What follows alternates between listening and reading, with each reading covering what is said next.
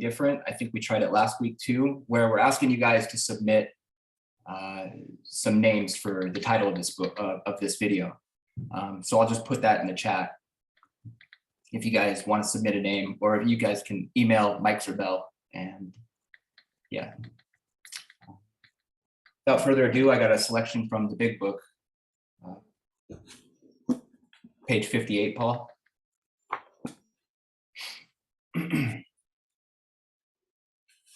Yep. All right, top of the page, how it works. Some of you might be familiar with this. Rarely have we seen a person fail who has thoroughly followed our path. Those who do not recover are people who cannot or will not completely give themselves to this simple program. Usually men and women who are constitutionally incapable of being honest with themselves. There are such unfortunates. They are not at fault. They seem to have been born that way. They are naturally incapable of grasping and developing a manner of living which demands rigorous honesty. Their chances are less than average. There are those too who suffer from grave emotional and mental disorders, but many of them do recover if they have the capacity to be honest. Our stories disclose in a general way what we used to be like, what happened, what we are like now. If you have decided you want what we have and are willing to go to any length to get it, then you are ready to take certain steps. At some of these we balked. We thought we could find an easier, softer way. Perhaps we can. But we could not.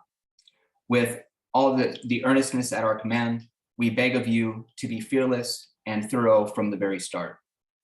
Some of us have tried to hold on to our old ideas, and the result was nil until we let go absolutely. I think we could stop there. Or Thanks, Jacob. Welcome, everybody. Paul, I would say the idea of incapable of being honest about really is the first step, yes, for us. That we are powerless over alcohol, drugs, whatever it may be. And our lives are unmanageable really because we've been trying to manage them. Yeah, so that to me is the honesty, really. Then there's something they call cash register honesty in the program where, you know, you stole money, this and that. But I really feel the honesty is an admittance into your innermost self that you're screwed, you know, you're just outmatched. Yeah, I mean, you can say it, but if there's not an accompanying feeling around it, you know, you're just going to have to wait for that to happen because it will. If you keep relying on what's failed, you're going to have a sufficient amount of failures, hopefully, to, you know, be that straw that breaks the camel's back sooner or later. Or the easier, softer way, maybe this is what I think AA was a lot in the beginning. You know, it was a lot of low bottom drunks. And hopefully what the program did was raise the bottom so people wouldn't have to go through the terrible conditions and consequences that other people had gone through. So maybe raising the bottom so it would be easier and softer for others, which is based on an honesty. Now, sometimes that honesty came from getting completely defeated. Sometimes that honesty can come by listening at a meeting. Yeah. I'd rather go with the latter insteed of the former. You know what I mean? If I could, I'd rather, you know, I'd rather be, you know, at 4,000 altitude in hell than, you know, sea level in hell. You know what I mean? I'd like to get that I'm in hell maybe before I hit the bottom. So whatever. And I think that's what the program is really helping other people to achieve sobriety. Maybe not looking, it may look like how we did it, but maybe there could be a relief of a lot of the incomprehensible, pitiful demoralizations, yes, by being able to learn from others. And so I feel that's what meetings are, is if you're not knowing what's going on, maybe you can identify with others that are coming to know what's going on, yeah? and they can warn you about what's going to happen. And maybe, just maybe, you'll heed the warnings. Maybe grace will be there, and you will take the suggestions, do them regularly, so they turn into habits, and get in the habit of being sober. Yeah, and then you'll learn how you can face life successfully. You'll feel a conscious presence. You'll feel a new power flowing in. Yes, you'll be reborn, so to speak. So this is the idea of honesty, to me, is based on this one thing concerning alcoholism. Really, can I drink successfully? Yeah. Can I stop when I want to? And has it made my life a hugely better, or has it ended me up in a drug program in Jamaica, Queens? You know what I mean? So one night I had been in a program called Project Return in the Bronx when I was younger. I was totally out to lunch. I mean, they had me working in the laundry, and really, I would go see the counselor, and everything he said went over my head. And he wasn't really talking about astrophysics. It was really basically the crudeness of my condition. It was just, I was missing it completely. So after 3 months, we went on a group to Coney Island. Yeah, we used to take the F train. We were in the Bronx, and I was supposed to be watching this guy who was a newer person in the program. I had like 3 months. And that guy went to the bathroom and got loaded, smoked a doobie with someone in the bathroom. So when we got back to the facility, he told the truth. And then I got in a lot of trouble. I said, what am I supposed to go into the stall with him and fucking, give him the squares? I mean, he went in the bathroom. But I felt like something happened that I didn't deserve. So I got a resentment and I split. Yeah. Now I jumped on a train, a subway, because I didn't have any money. And the woman I was seeing before I entered the program was a very rich lady in Greenwich Village who was a psychologist, a psychiatrist. I think she was observing my extreme narcissistic condition, whatever. So I called her collect, and she answered, and she said, all right, yeah, come on over. Now I met somebody somehow on the subway, and I got loaded, and I went to her place at 1 a.m. Yeah. And she wouldn't let me in. So I didn't know where to go. I had nowhere to go. So there was an open clinic 24/7. I went in there, and they put me on a bus with a lot of other down and outers. And they drove us back to the Bronx to this giant armory that was turned into a homeless place.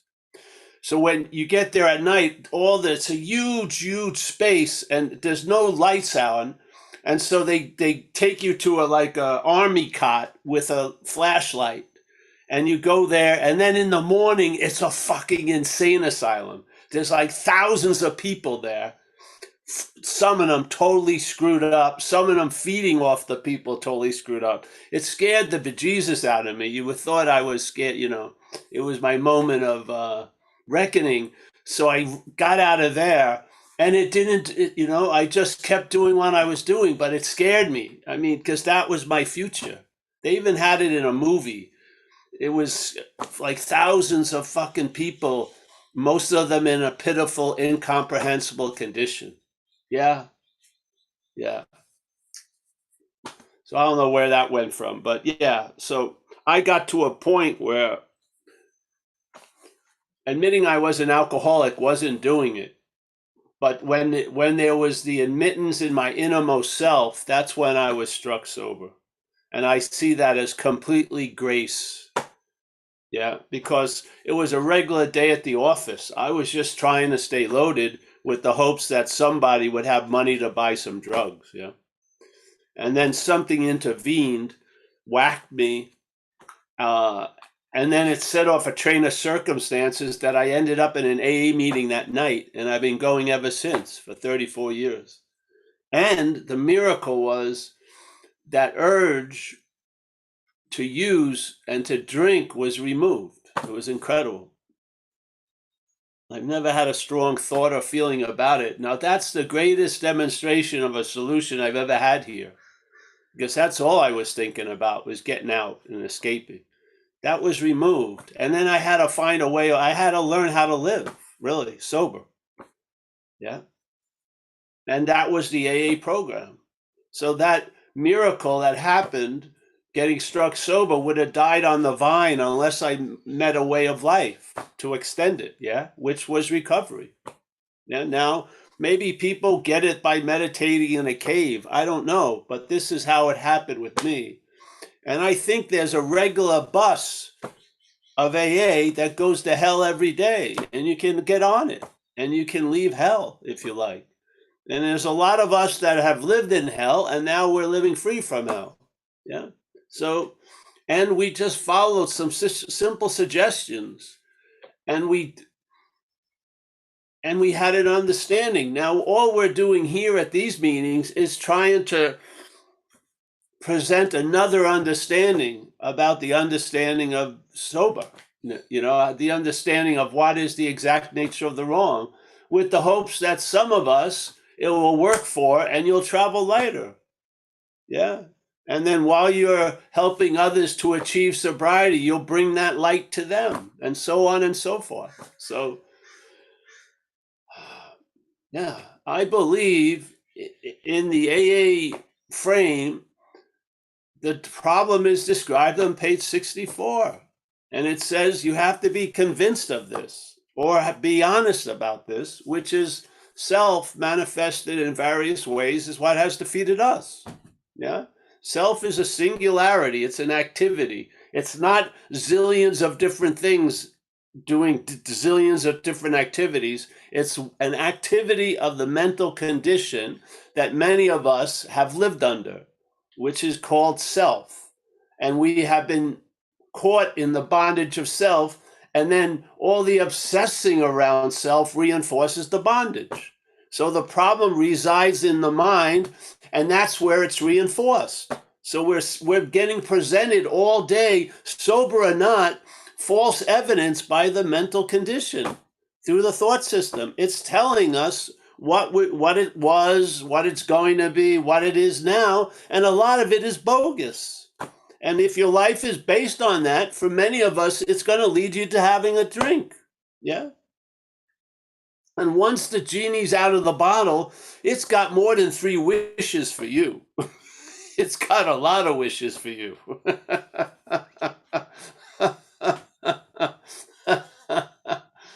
You would hope it'd be only 3, but there'll be probably a lot more. And so we don't want that to happen no matter what. We don't want the genie out of the bottle, yes?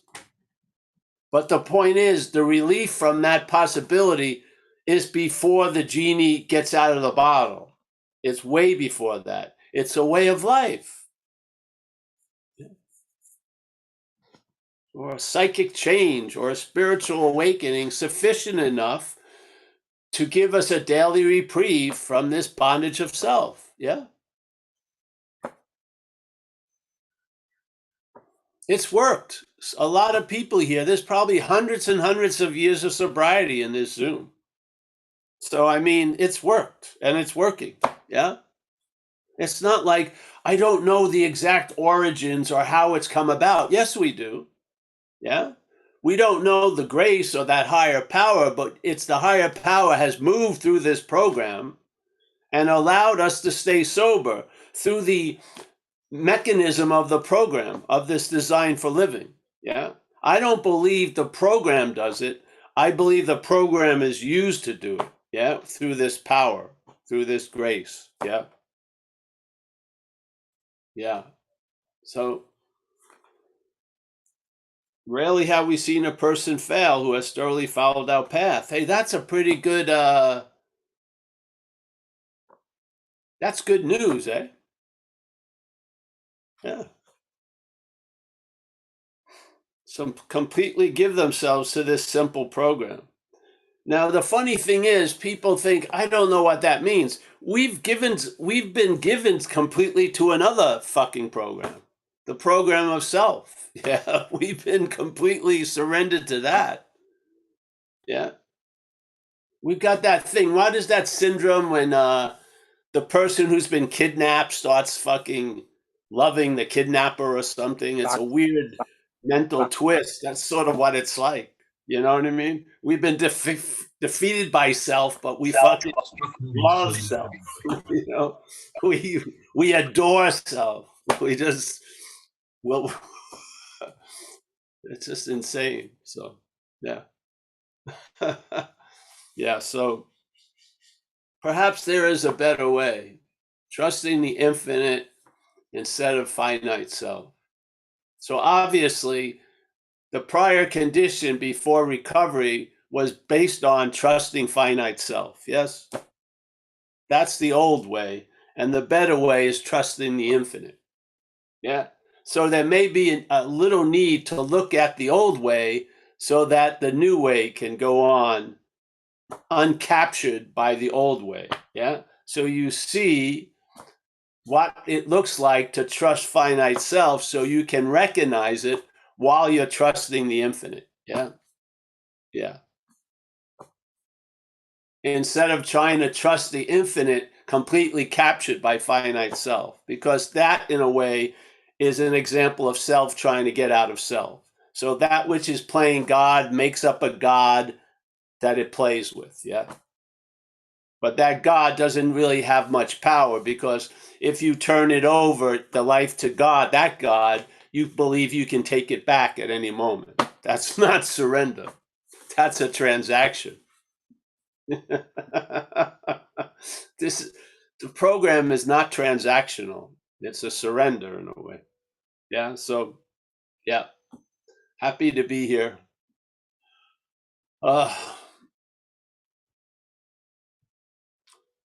Sometimes gratitude is best shared. You know what I mean?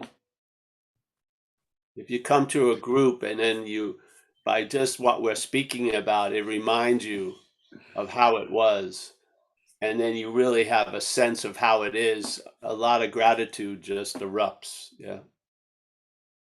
Because what's allowing us just to be at the Zoom? Yeah. Yeah.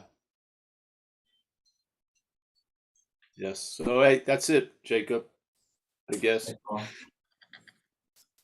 Do we have any questions? Please raise your hand if you do.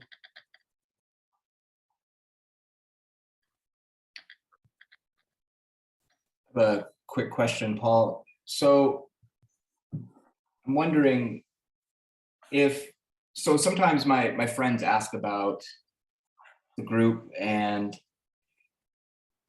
specifically as an AA group, like I want to tell them about doing a 4-step inventory, but I'm a little unsure about bringing the 4-step to people without them doing the first other steps, and also doing the 4-step with the recognition that it's not you.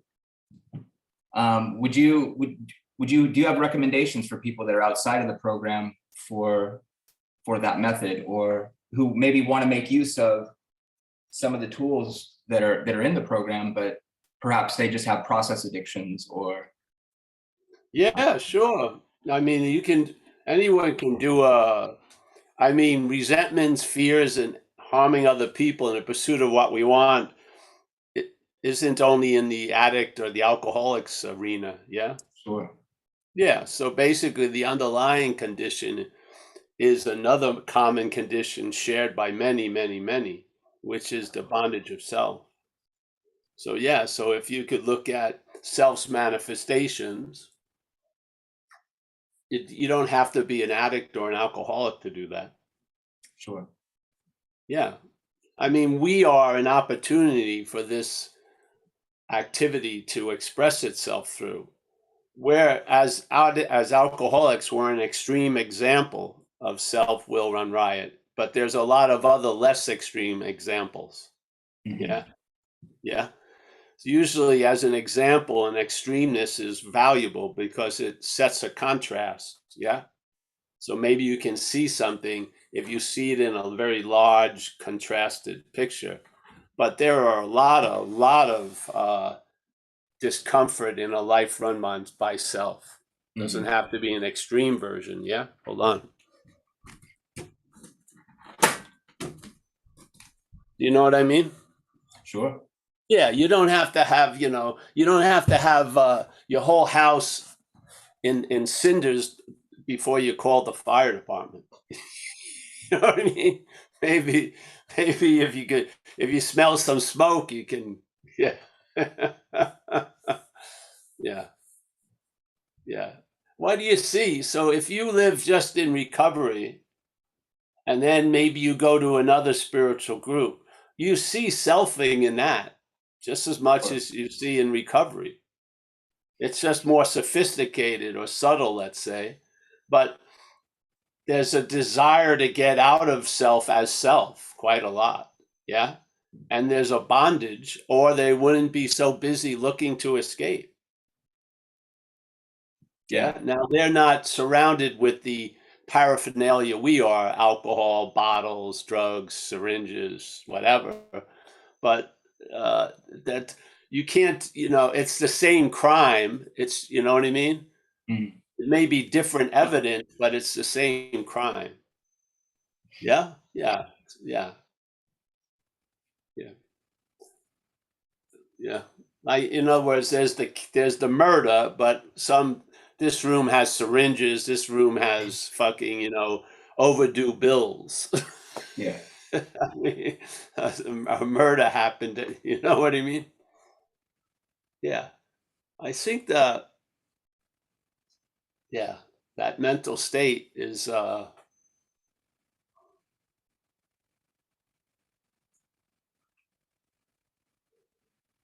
think there's lots of levels of it. Yeah, yeah. Even during the day, the obsession with self is, let's say, is the root, like, connection, but how sometimes it's pulled tighter, sometimes it's looser. Yes, Hmm. but there's always that thing. And sometimes that's what we call a successful day, when it's a little loose and then something comes up and it's super tight. The point is what allows all that note playing is, what I mean? It's the string. So Hmm. we need to weaken that connection in a way. We don't, but noticing it can allow it to weaken. Yeah. Hmm. Yeah. So you get an underlying sense of relief, not by just loosening when it tight, just more like an ease and comfort. Yeah. I Yeah. feel like a sense of satisfaction and contentment is a pretty good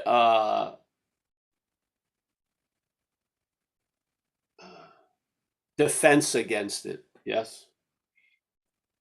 Yeah. Because I think it thrives on the irritability, restlessness, and discontent it manufactures. It thrives with that because that drives you to places in the head, in the emotions, in your relations. You act out a lot of times. Yes. Sure. But if there's a contentment and satisfaction, it really, a lot of the explosions don't go off. Yeah. Yeah. I feel that's the spiritual awakening. That condition becomes the new basis. Yeah. The trusting of the infinite. When everything will change, that's based on a basis when the basis changes. Yes. You Mhm. see the efficiency of it. Yeah. If everything that's happening is rooted in the base, the base condition, let's say, then if that changes, everything will change. If you keep trying to change everything, yeah, without changing the basis, it's not going to work. Yeah. Yeah. Yeah. So, like Einstein said, you can't seek a solution from the system that made the problem. Yeah. That's a clear understanding. So we're not going to think ourselves out of being the thinker. Yeah. We're not going to do ourselves out of being the doer.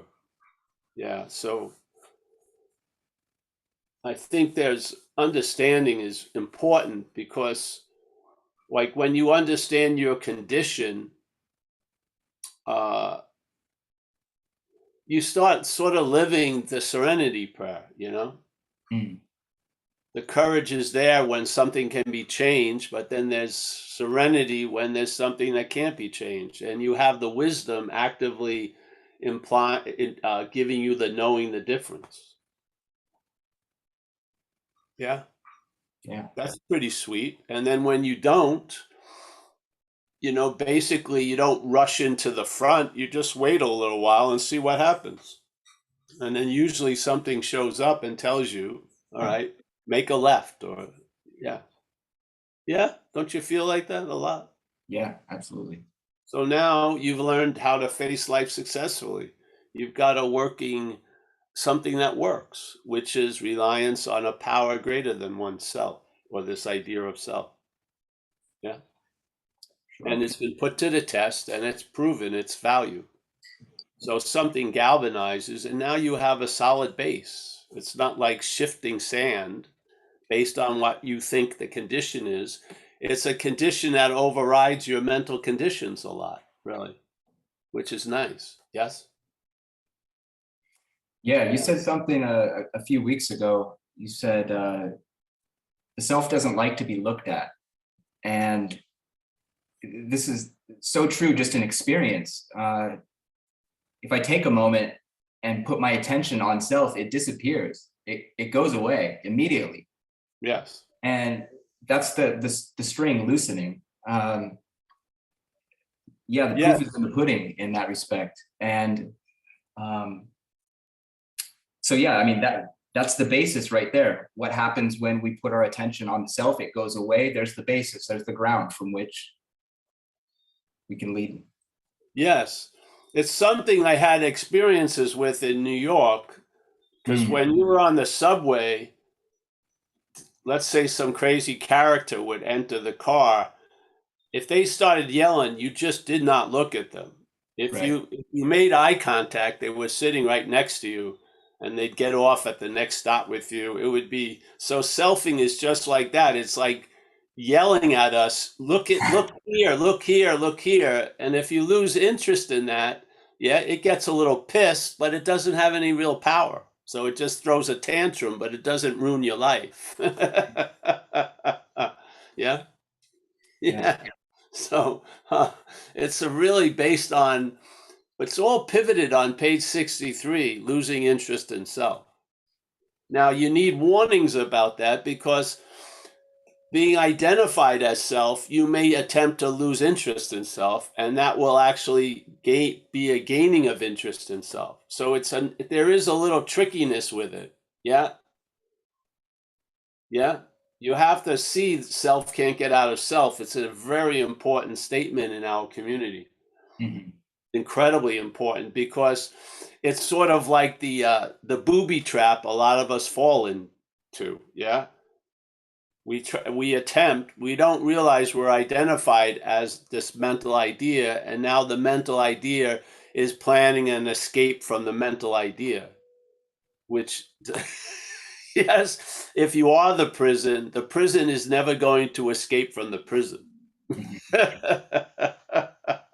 And if it keeps not seeing that it's the prison, yeah, and every attempt to escape will fail until you see, hey, wait a minute.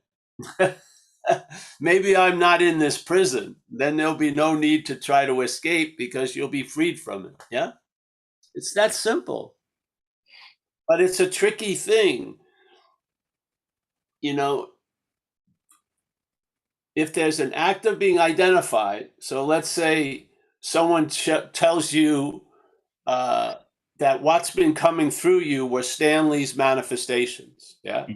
And so you say, okay, you say, okay, but you hear that they're Stanley manifestations as Stanley still.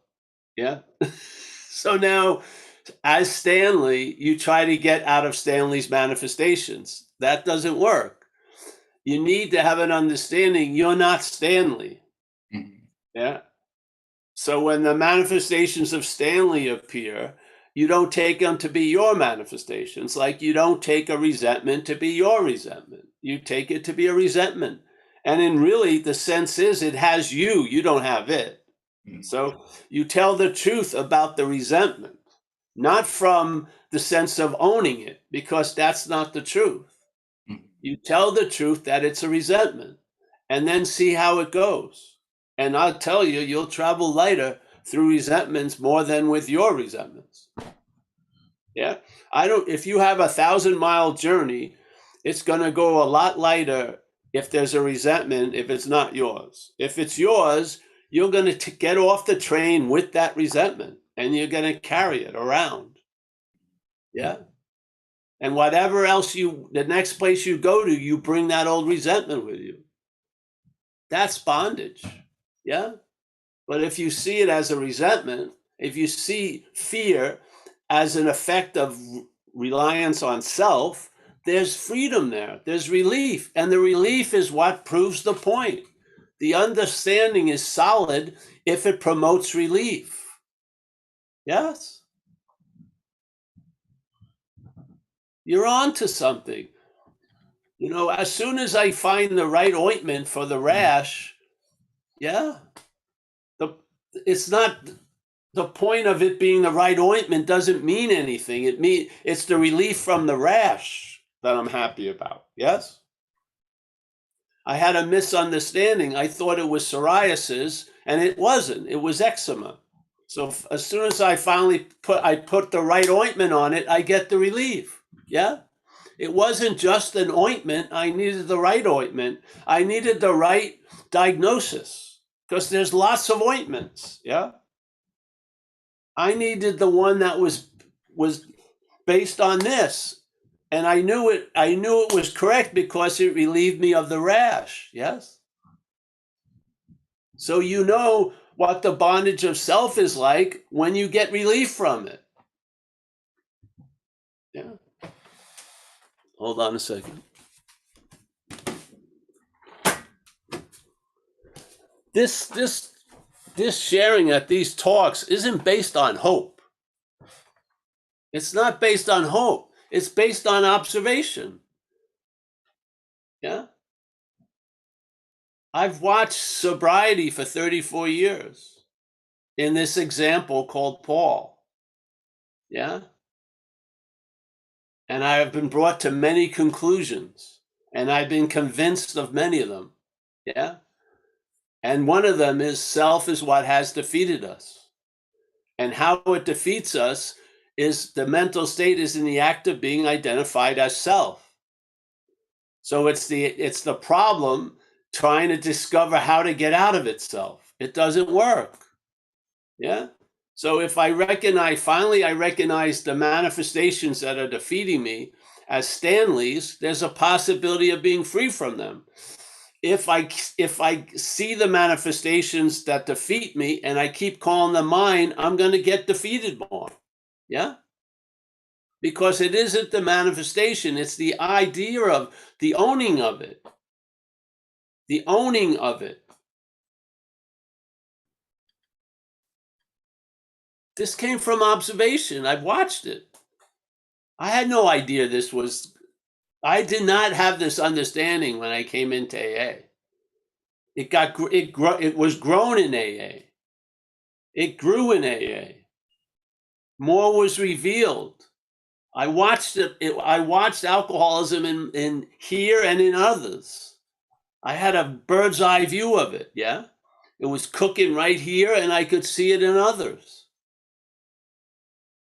And then there was relief from it. And then there was a lot of reverse engineering to understand the problem from the solution. That's what happened. I got relief, and then the head sort of was told why that relief wasn't readily available before. And the basic one was, I can't be free from something I'm identified as that identification. It can't happen. Yeah. Because I'm not that. So once I saw something wasn't me, I could be free from it, finally. Yeah. That's what told me I was trying to be free as it. Getting the sense of being free from it told me I was in this slavery of trying to be free as it. That's how I learned. Yeah. And then that crystallized, and it's been put to test of years and years of observation, and the basic of that solution hasn't altered. It's just it's weathered a lot of time and observation and a lot of hearing other people. Yeah.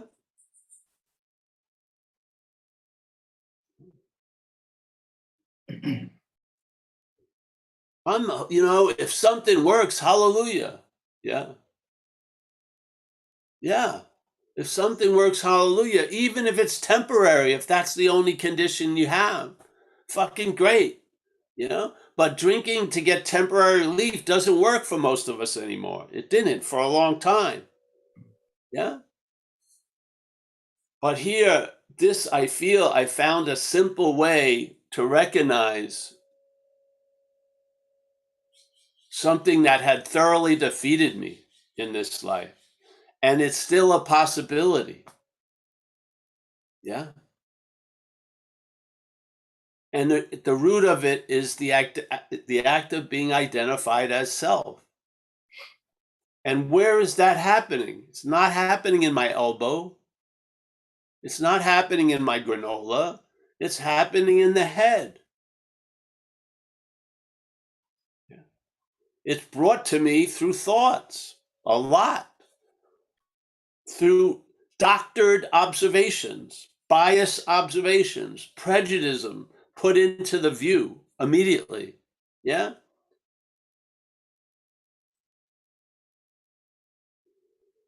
I try to change that. I realized that doesn't work. When I started losing interest in it, that worked. Yeah. When I tried to change self and make it a better self, it didn't work. When I saw it wasn't me and I lost interest in it, that's worked. Yes. That's why we're here sharing it. We're like crash test dummies. You don't have to go through the fucking test. You can hopefully hear it and maybe it'll trigger something in you. Yeah. And you'll come to believe that a power greater than us can restore us to sanity. Yes. Yeah. Am I against or vying against anything? I don't care. What I look for in someone is relief. I don't care. People have some incredible, intricate cosmologies. I don't care. I just want to see you traveling lighter today. Yeah. We can't change a lot of shit, can we? I can't change the fact that I got run over by a car. Yeah. And I can't change the fact that the ailments I may be having now are directly connected to that one 5-minute event in my life. Yes. Can't change it. Yeah. But I can learn how to live around it. I can learn how to fit myself around that situation instead of trying to fit the situation around me. That's incredibly basic, isn't it? One's going one way, one's going the other way. It's not subtle. Yeah. Am I trying to fit everything to fit me, the me that I'm not? Or am I taking that me and fitting it around this understanding and recognizing I'm not that? That's basically what's going on.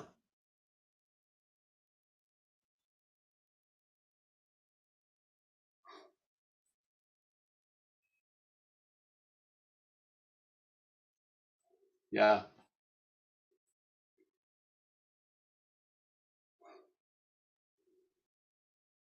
Thanks, Jacob. Anyone? Yeah.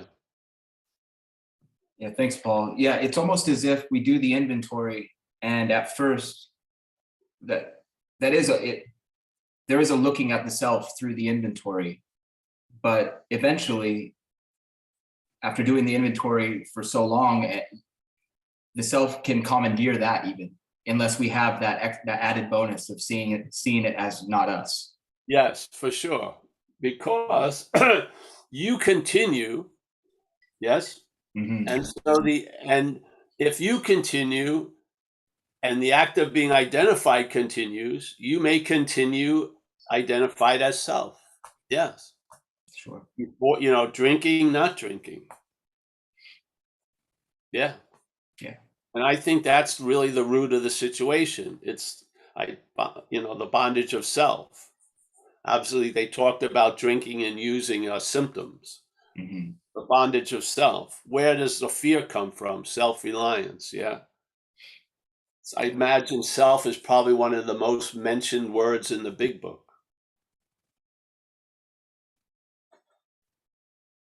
I mean, wouldn't it behoove us to try to have some kind of working understanding? Yeah. Not just that you can write it down on a page, but you could see it in the moving pages of a day. Wouldn't you rather have that kind of understanding? I don't want to know shit. I want to see it. Yeah. I want to see it. Seeing goes a long, long way. Awareness goes a way longer way than knowledge, I feel. I do. This isn't like an intellectual awakening, it's a spiritual awakening. It's an awakening to awareness in a sense. Yeah. Now, instead of thinking about shit, you become aware of stuff. Yeah. Yeah. And you become aware of the thinking about shit a lot. Can you imagine if your only reaction is to think about shit and that thought system is infected with alcoholism?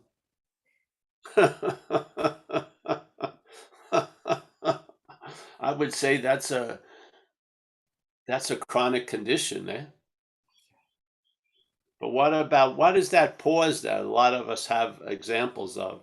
There's no thought in that, is there? Mhm. It pauses the thoughts. So we get a solution before the thoughts. Instead of trying to find solutions through the thoughts, we get one before the thoughts. Yeah? That's Absolutely. trusting the infinite. Trusting the finite is having faith in thoughts, tell you the truth, my feeling. If you want an example of trusting the finite, it's faith in thoughts. Trusting the infinite, it's faith in awareness, let's say, really. Yeah.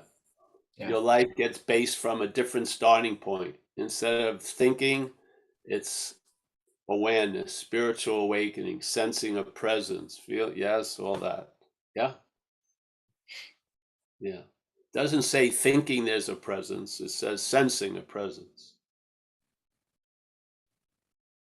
That's how we get the false presence, is thinking we're a presence.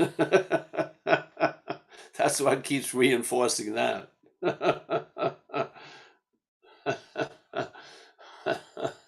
Thinking doesn't make things so, unless there's faith in the thoughts. Yeah. Yeah. So I'm hoping every one of us has some relief, at least from the bondage of self to a certain degree today, so that we can travel lighter and be available to others and to ourselves. Yeah. Yeah. Yeah. What's that famous thing in Buddhism? It says, do no harm. Let's just shoot for do less harm.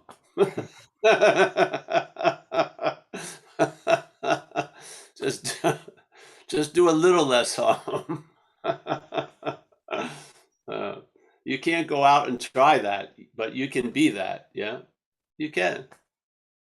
Yeah, yeah. Yeah. I'm happy to be here. This is a very nice habit, the Zooms, and it it it's nurturing for the action figure to have a purpose. Yes. Yeah. Yeah. And I need this as a reminder as well, of course. And I mean, every time I put that method into practice and I can do it at this point mentally, not that I always rely on it or that I'm so great at it, but going through the first four columns and then ending with seeing it as not myself, as not self, it always ends in a pause and always ends in a release of energy. Yeah. So yeah, the proof is right there for me. And Yes. these meetings are great reminders to keep that up as a habit, because I think in AA we get in the habit of doing inventories. Some of us, like myself, fall off, but then coming back to these programs and seeing the new dimension to it, and then putting that into practice on a day-to-day basis and getting a constant reminder to keep that up is invaluable to me. Yeah, because see, sometimes it's like a car. It stalls, you got to get out and push it. You don't push it. You push it to a certain point and then it catches, yeah? And then it drives away. It's not like you're going to push it to Omaha. Yeah, it's going to get to Omaha. Right now it's stalled, so you have to push it. So, point, you do an inventory so that you don't have to do inventory. Sure. But because you learn what the inventory, one of the many things the inventory was being used to have you see. So once you start seeing it, you outgrow fear and resentment, and so there's nothing to write about, really. Hallelujah. Yeah, it's just yeah. Absolutely. Yeah. Hey, we have a question from Bruce F. Paul. Yes. Bruce, you unmuted? There you go. Yeah, hi everyone. I'll just clear the screen. Okay. Yeah, Paul. This is exactly what's been going on with me since we last met. A lot of thinking, which could be interpreted as something I need to make amends for, etc. 8, 9. And then there's this other view where they're not my resentments. They are resentments, thoughts of resentment. And to seeing them as thoughts of resentment is the relief I'll say I received, as a sense of I. Without it, and coming to the meeting, planning not to share, ridiculous, and here I am sharing with you. So anyway, thanks for sharing, what you've learned with the program, because again, like I say, and I'm always left with, everything that's happened has brought us all right here, right now. And I'm thankful for that. Thanks, Paul. Yes. The thing is, a resentment can form, and if you don't own it, it basically dissipates itself.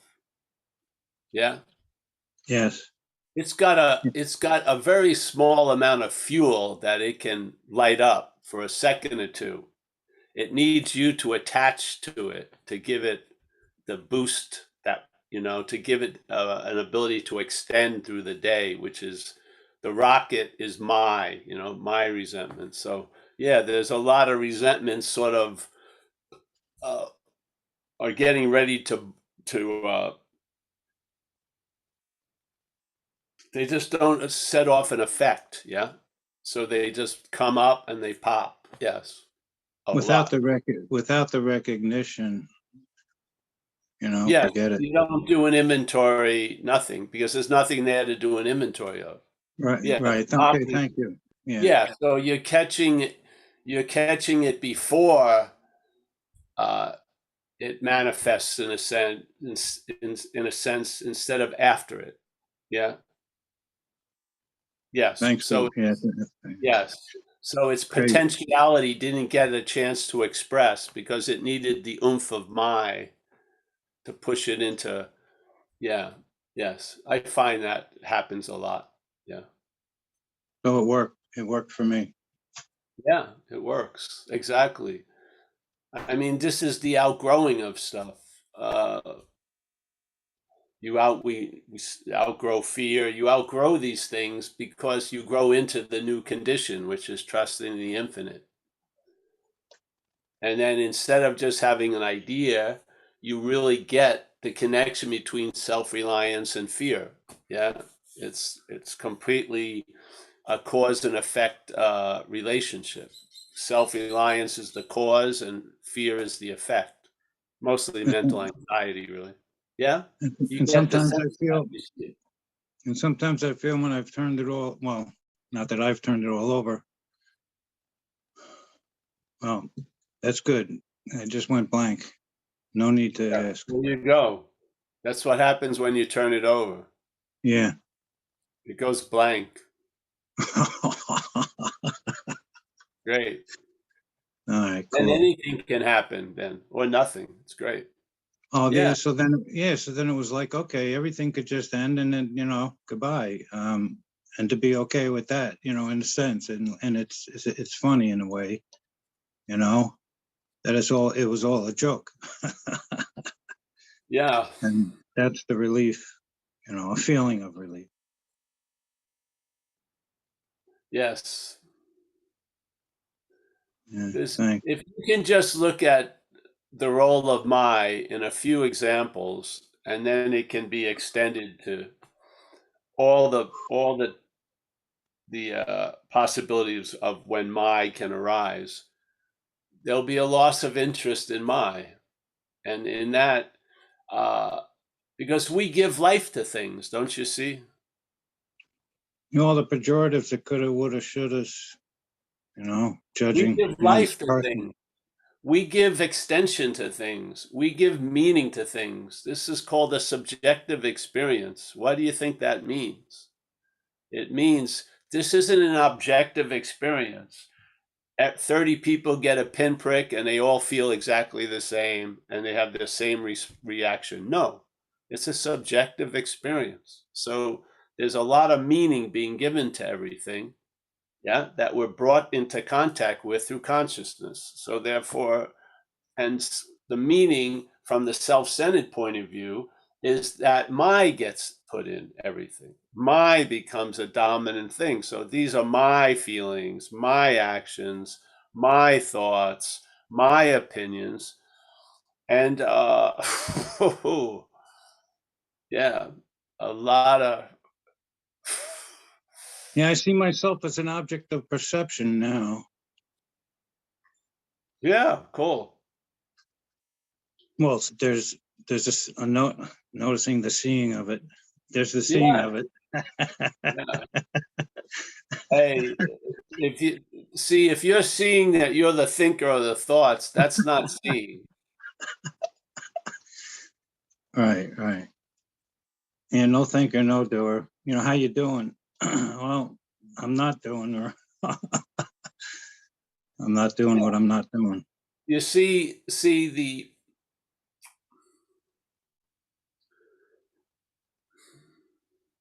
self is really never here. It comes later.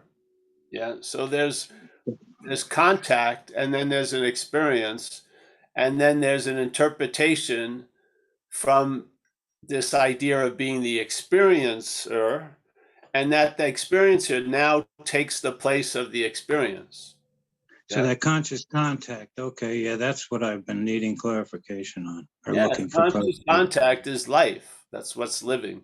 Yeah, That's weird. It there's just an happened like that. awareness of activities that are going around, and so And that happens, and then the head is a reaction to that, and that its reaction to that is of a sense of ownership or uniqueness or specialness, and then that's the birth of self or the birth of me. And then the system from then on is there to reinforce that me. Yeah. So you get moved away from an experiential event into an interpretive event. Yeah. so I feel like there's a wearing of a person in a way, a Well, conditioning. see, the It's thing always, is, the experiences now become fertilizer to the interpretation instead of the being the real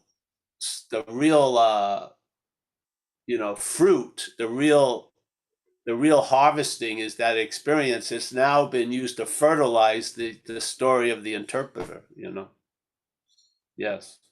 So it's almost as if you never really feel the pulse of life anymore. You just get a report about it. Yeah. And being blind, we're apt to believe anything. Look at what people do. People are,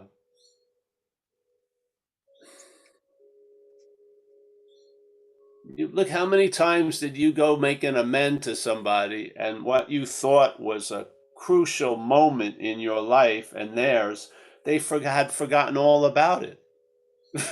They didn't even remember what you thought was a monumental moment. They forgot all about it. Yes. I mean, obviously they didn't give the same meaning that you had given it. Yes. It's kind of So ridiculous, yeah, when it's noticed. it is. It is because that which is throwing the meaning, that the meaning could be thrown by something else and given to other things, which may be more enriching, which I feel is what the surrender to the higher power is you're giving, they say we're turning our will and life over. Well, part of our life is we give everything all the meaning it has. We do. This is a subjective life. Yes? Yes, I'm giving my interpretation to something else. So hopefully, because I've had it with this interpretation, maybe it'll be replaced with a new interpretation. Yeah, basically. So with, I don't want to read the same old story of the old employer. So I'm making a decision to turn my life and my giving meaning everything to a new employer. So hopefully it puts better use. It puts it to better use. Let's say when I got into recovery, the last few years out there, I did not see any value in anything I did. Yeah. I was really a walking parasite. I was just trying to take what I could from people. And when I surveyed all of that stuff, I saw no value in it. I thought it was fucking, I gave it a very negative value. Yeah. All that same information, when turned over to this program and get to the higher power, it was put to great use. That shit that I thought had no value was used to produce a lot of value. Yes. So yeah, what we're turning over is our subjective experience. Really, yeah, hopefully. yeah, so the idea of any thought at all is just, it's not there. The thoughts aren't the thing, it's the meaning that they're given. Yes. So you Okay, can have a thoughts that guy really fucked with me and have no reaction to it. And then if there's a meaning given to it, a resentment will form, and now you'll have a vendetta against that person. It's not the okay, thoughts, it's the what's given to the thoughts, which is the collateral of meaning. okay, Meaning yeah. When it's identified Meaning with. is coming through us. That's what we do here. Yeah. This is not a real dream. We're the dreaming. So we're the projector that the shit's being thrown out. Yeah. I see I it don't as know how awakening. I don't know how you see a redwood tree. I don't. There's I a see it all. seeing of a redwood tree. I don't know what kind of feeling or meaning gets triggered in you when you see a redwood tree.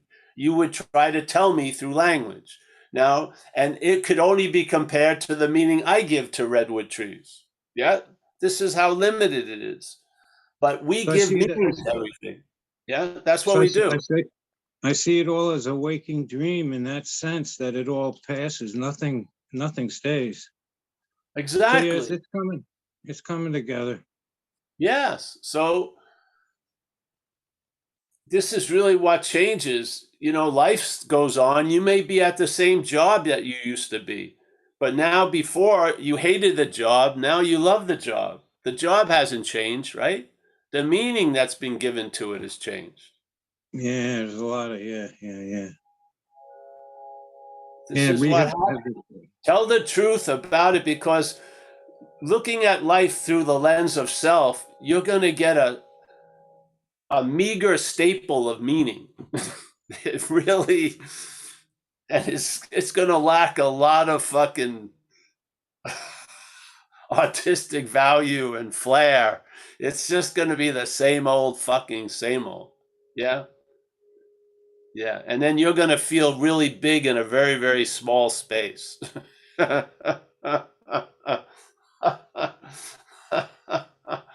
Remember when you were a kid, you had wonder and awe, imaginings, and this and that. Yes? Yeah, no end. Meanings were being given to things much differently than when we grew up. Yes?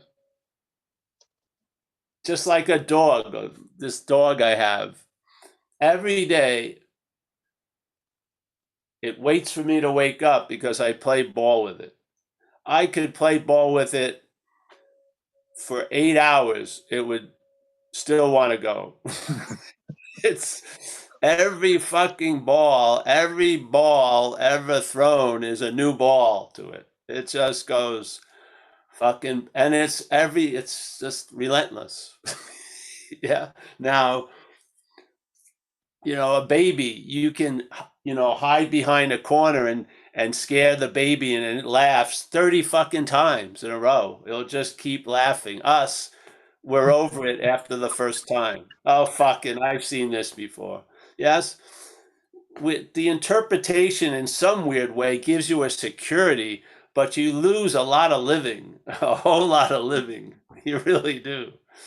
To the point where you feel like you have to add shit on, like drinking, using, doing this, doing that. Yes, because you feel a little bit empty. Yeah. Because you're empty of meaning. Yes. So. Well, I feel so present in sharing that, all that other stuff is, Yes. yeah. Yeah. You can feel alive. Yeah. Why not? We're stuck in here.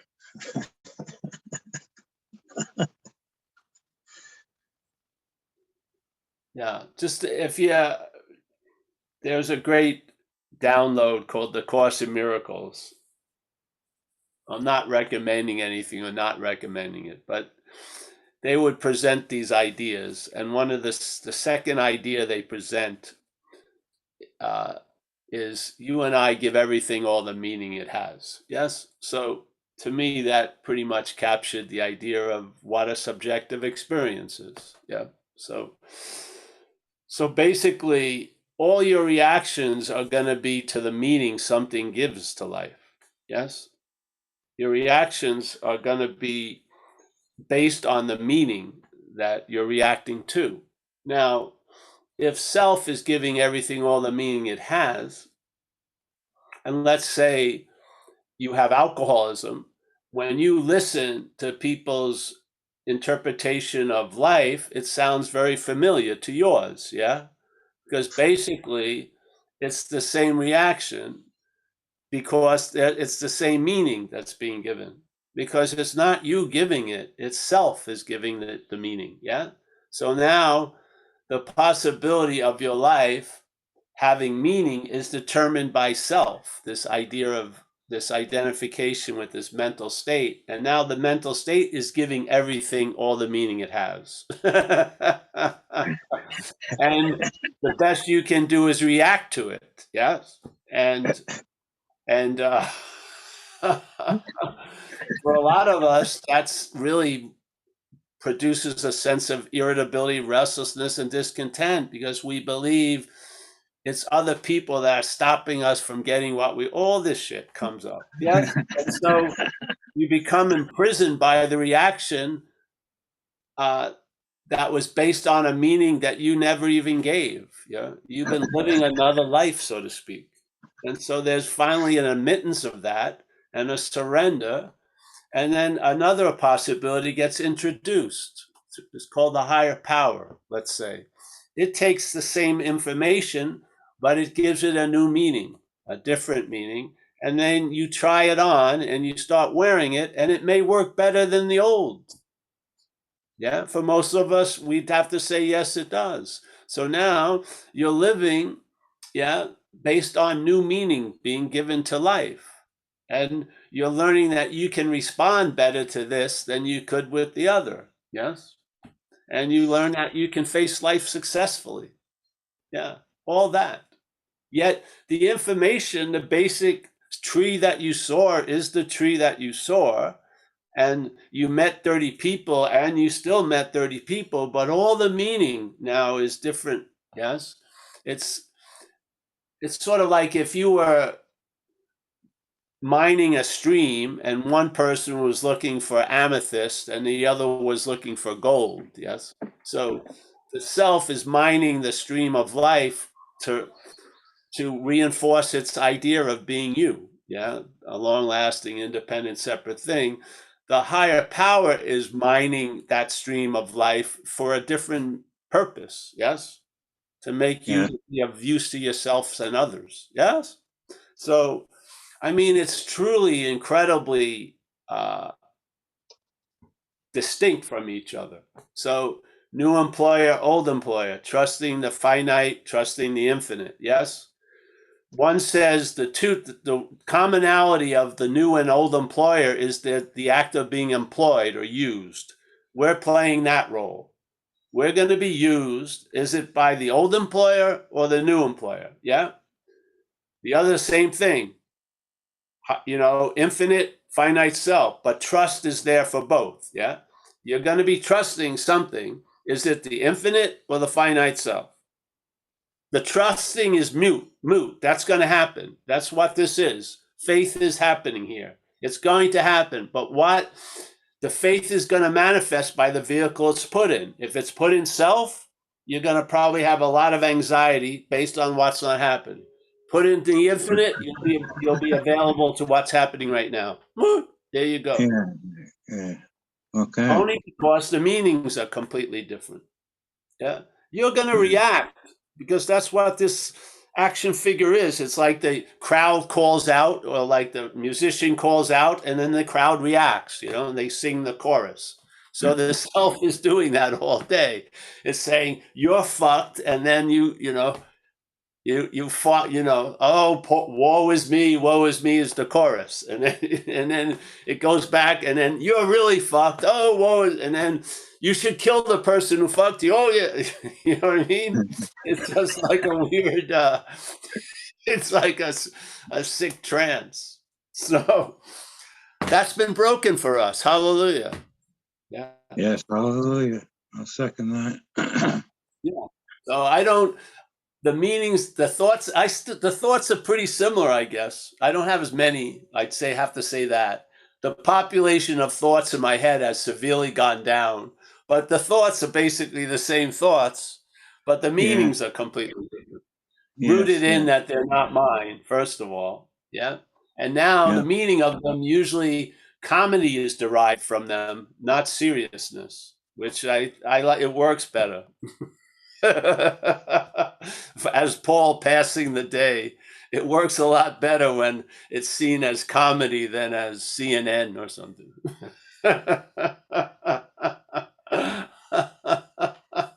So yeah, this is traveling lighter.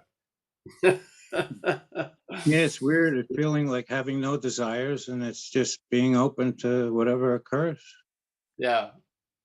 And then desires come, they're not yours, and then you fulfill them by having some granola. Or is there no me to be mine? I don't know. There you go. It's fine. Yeah, so anyone else? Don't take anything I say seriously. It's just something. There's an underlying thing, but sometimes I go off the rails. It's me talking. I go off the rails, and yeah. I like to look down tunnels. I do. I have to admit that. Yeah. You always see the light at the end of it. That's what's beautiful. And then you realize that's actually the beginning. Yeah, beautiful, eh? You see the light at the end of the tunnel, and then you realize it's at the beginning. Yes. Yeah, that's awesome. So Anyone, anything Yeah, else? Paul, I was just saying, when I look down the tunnel, man, and then I realize it's a train. Yes, yes. Well, the train, yeah. That was my attempt at a joke, Paul. I Sorry. know, I know. I was just saying I underestimate the train. I just get into the light. Yeah. Yeah. Yeah. I've been run over by cars. I can get run over by a train. Oh, I got ran over too, man. I got ran over skipping church when I was 16 on my motorcycle. A car going 50 miles an hour ran me over. And I was high, but I mean, that didn't slow me down for nothing, you know? But anyways, it's all good. Thanks, Carrie. Anyone else? No, that's it today, Paul. Thanks. All right, great, Jacob. Thank you. Thank you, Carrie. Yeah, everybody. Bruce. Yeah.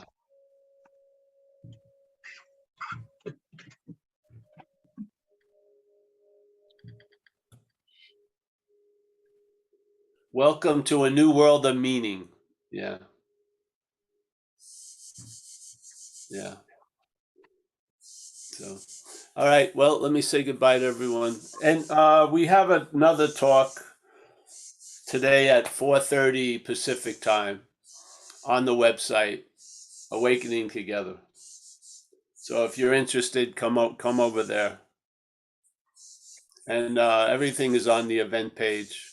I think we're going to be doing something in Mexico in October live. I have to get the information. I think it's around October 16th for 2 days, 3 days there, 2 days. So, and we have Italy. I think there's an opening for Italy still. A couple, the husband got very ill. So, yeah. All right. Anyone, Jacob and Alex, nice to see both of you as always. Al from Vegas. Yes. Nice to see you, Al. Michael, Stacy, as always. Kerry, thank you very much. Anu, yes, always. Samuel J, nice to see you, Samuel. Yes. Samuel likes to get slapped, the Zen bitch slap. That's good. Yeah. It's healthy. It brings redness to the cheeks. Yeah. We got Gail, my little pink cloud resident. Yes. I come here to get my helium. Oh, there you go. There you go. And the pink cloud is not a gated community, remember. That's right. Okay. It's public. It's public. It's open source. All right. There's no toll booth. No. No gate. And we got Hallie. Hallie S. Nice to see you, Hallie. Walter. Somewhere in this house. Nice to see you, Walter. Roman. As always, I'll be seeing you soon, my friend. Looks like a beautiful day in Germany. Nice sky. Evening. Sunset. Yeah. It's evening the and sunset already. cool. Very nice. We got Mickey, the matriarch of Madeira, holding court as usual. We got Chris. There he goes. Nice to see you. He's learning the great value of service. Yes. Stefan, on having never left. Yeah. I'm right with you, bro. That's good. Jeffrey, Seattle. Nice to see you. Annette, there you go. Nice to see you, Annette. Deborah, she's taking it easy today, chilling. We got Kate. Yes, nice to see you, Kate. Oliver from Berlin. Oh, nice to see Oliver. Julie G. Let me see. We've got Amy from Seattle. We got, let's see what Jimmy has. But obviously you cannot transmit something you don't have, or whatever. I missed that. We got Kristen D from Detroit. Nice to see you, Kristen. We have, let's see who else is here. I just lost that. I think that's it. No, we've got Deborah. I think she's up now. That was her. I think that's it. Well, listen, thank you. Always a pleasure to come here and Yep. Thank you. Yeah. Thank you, Paul. We'll see you today or whenever. And Thank you, Paul. yeah, you're welcome. Thanks, Paul.